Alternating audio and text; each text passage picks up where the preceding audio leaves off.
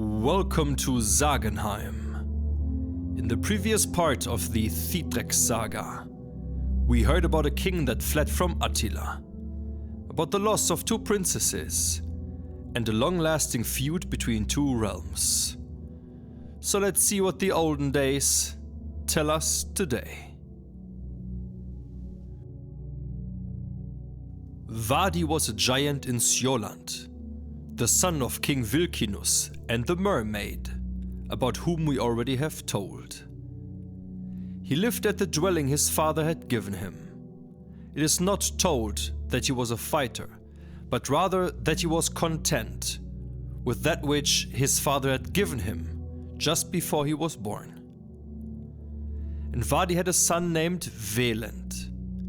When he was 9 years old, his father wanted him to accomplish something. He had heard of a smith in Hunaland. He was named Mimir, and he was the most skillful of men. Vadi traveled hence with his son Velent, and took Mimir in hand, saying that he should teach him blacksmithing. And after that, Vadi the giant went back to Hunaland to his home.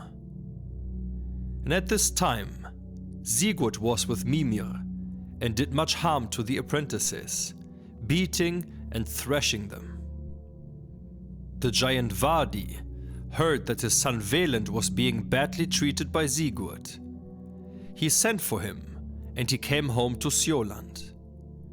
Velent had now been in Hunaland for 3 years, and he was 12 years old. He remained 12 months, and seemed to everyone to be the most skillful of men. Vadi heard in Hunaland that there were 2 dwarfs living in a mountain called Balofa. These dwarfs were better at smithing iron than any others, whether dwarf or human. They knew how to make all kinds of things of iron: swords, byrnies, and helmets. They could also work with gold and silver, and all kinds of treasure, as well as with anything else that could be forged. They knew how to make anything they wanted. Vadi left home with his son and came to Gränasund. There was no ship available to cross the Sund. They waited there for a while. He then took the boy and put him on his shoulders and waded across the Sund. The water was 9 ells deep. There is nothing more to tell of this journey until they reached the mountain. Vadi the giant met the dwarfs and spoke with them. He said that he had his son Velent there, and he wanted them to take him in for 12 months and teach him all kinds of smithing, and he would give them as much gold as they desired. The 2 dwarfs said that they would take the boy and teach him all sorts of skills if Vadi the giant would give them a mark of gold. He agreed and put it immediately into their hands. They agreed on a period of 12 months, and after which he would come and get the boy, and this bargain was fulfilled. Vadi went home to Hunaland, and Velent remained there and learned smithing. He learned so well that he could make anything they put in front of him. He served the dwarfs so well that when his father came after him, according to his agreement, they didn't want to let him leave.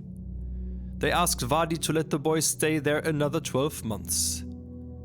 And rather than let Velent leave, they wanted to give back the mark of gold that they had taken from him, and they wanted to teach him half again, as much skill as he had already learned. Vadi accepted this choice, and now the dwarves regretted that they had bought his services so dearly.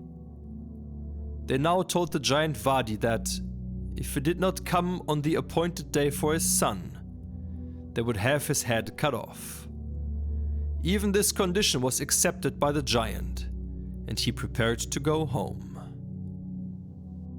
The giant Vadi called his son to him, and told him to follow him out of the mountain, and he did so. There they talked together a long time. The giant Vadi had a sword, and he took that sword and thrust it into a brushwood bush, so that it did not show. Then he spoke to Velent. "If something happens, and I do not come on the appointed day, as we agreed between us, and if the dwarves want to take your life, then take this sword and defend yourself bravely. That is better than being murdered by 2 dwarves.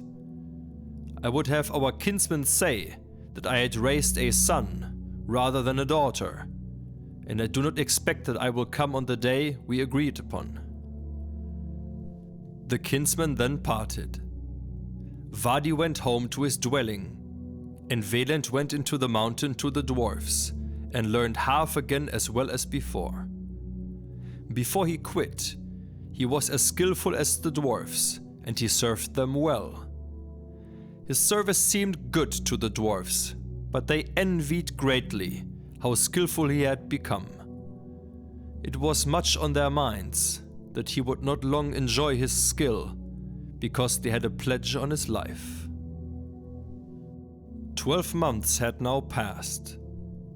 The giant Vadi wished to set out sooner rather than later to fetch his son. Because the way was long, and he did not wish to come after the appointed day. He set out from home, and traveled both by day and by night, and arrived 3 days before the day agreed upon. The mountain was closed before him, and he could not get in. He lay down next to the mountain, and planned to wait until the mountain was opened. He became very tired from the furious journey he had made, and for this reason he fell asleep, and he slept fast and long. He was not a wicked man. He was laying there as he had come, and he snored so loudly that one could hear it a long way. Then came so much rain that it was amazing. At this moment there came a great earthquake, and a landslide came down the mountain with water. Rocks, gravel, sod, and much earth, and it poured over the giant, and so Vadi lost his life. The appointed day of meeting had now arrived. The dwarves opened the mountain to see if the giant Vadi had come after his son Velent. And Velent went outside to look for his father. He went along a mountainside and saw where a landslide had recently fallen, and it came into his mind that the landslide might have killed his father. And he saw that it was not good to expect help there. And then he remembered what his father had advised him before they parted. He thought now where the brushwood was where Vadi had hidden the sword, but the brushwood had all grown up. Velent thought the situation was very serious. His father was dead, and he himself sentenced to death. He looked around and saw where the sword's hilt came out of the ground. Velent went over and pulled out the sword, and looked at it and said, "How shall I now manage to hide it?" And he saw where the dwarves were standing on a mountain and looking around. Velent went up on the mountain, and he held the sword under the flap of his cloak, and did not let it be seen. He went toward them, and when he was near enough, he struck a death blow and killed them both. Then Velent went into the mountain, and took all of their tools and all the silver and gold he could carry. He loaded a horse with the gold and precious treasure that had belonged to the dwarves.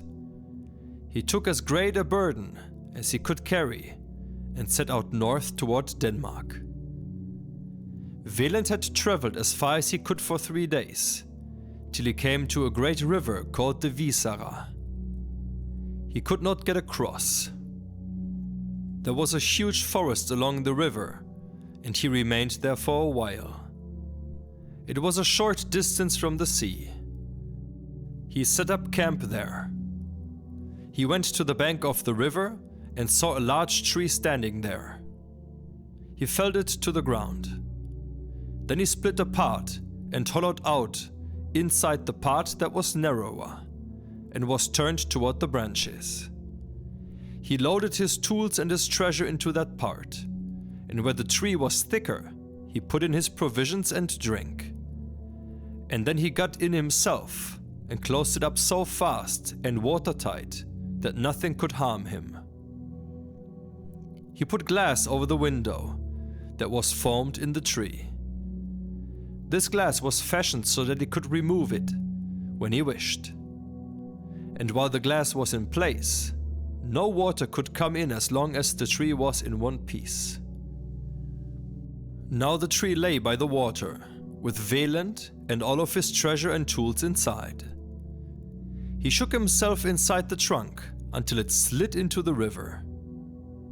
Then the tree drifted into the sea, and after that into the open ocean, where it drifted 18 days before it came ashore. There was a king named Nidung. He ruled over the part of Jutland called Theod. And one day the king's men were rowing in the sea, with a net to catch fresh fish for the king's table. They cast their net and pulled it onto the land. The net was so heavy that they could scarcely pull it onto the beach. Then they saw that an amazingly large tree trunk was caught in it. They pushed the trunk to the land and up onto the beach. They could scarcely imagine what kind of tree that was. They saw that the tree was carved wondrously well, and thought it might be some kind of treasure chest, because it was so heavy and well made. Men went to see the king to ask him to come and see this tree. And when the king came and saw the trunk, he told them to try to find out what was inside. Then they struck the trunk, and when Velent realized what they were doing, he called out and told them to stop, that there was a man in the trunk. And when they heard the voice, they thought it must be a true fiend in the tree. They became frightened and ran away, each to his own place. And Velent opened up the trunk and went before the king. He spoke thus: "I am a man, sir, and not a troll, and I wish to ask you truly for asylum for life and property." The king saw that this was a handsome man and not a devil, although he had come there in a wondrous manner. He granted him protection. And then Velent took his tools and his treasure and secretly buried them in the ground along with the tree trunk. One of the king's knights saw it.